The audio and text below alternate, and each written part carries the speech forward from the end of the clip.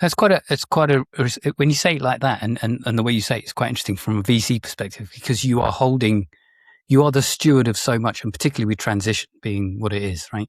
And the direction that it's going. So there's the stewardship of the individuals, the people, the investors, the founders, ultimately what you stand for as well as a fund, right? How do you as a leader balance that? How do you find that? Yeah, we always say that, we kind of engage in this triple stewardship at transition. So there's the stewardship of the capital that our investors entrust us with. There's the stewardship of the companies, and there's the stewardship of planet, right? And planetary health and the environment. And so one of the reasons we set up transition was to demonstrate by doing that there's no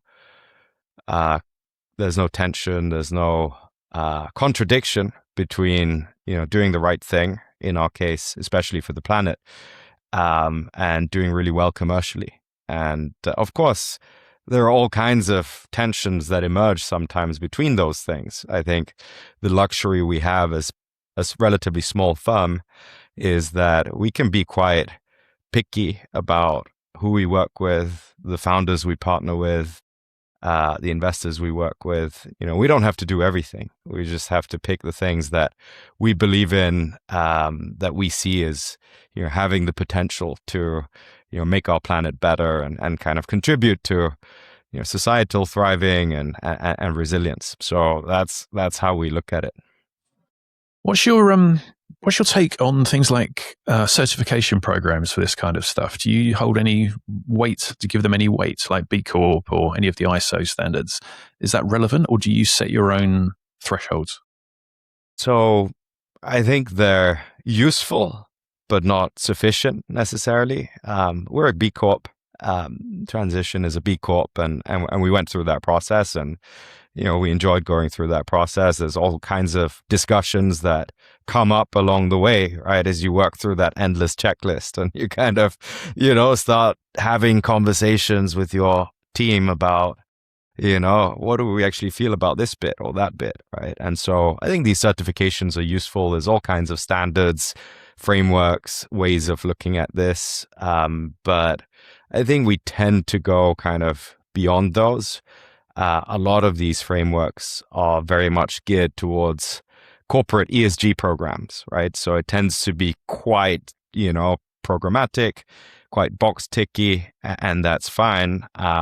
But what those frameworks often don't capture is if you're really trying to go above and beyond and do things that can really move the needle, right? And kind of drive systemic change. That's not what they're there to do, really.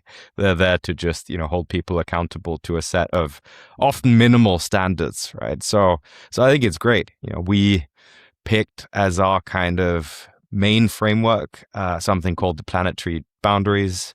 That's an idea that comes out of the Stockholm Resilience Center, of the 9 planetary systems that need to be in balance for us to have a livable planet, right? And they're interrelated, of course, and there's all kinds of interesting connections between these planetary systems.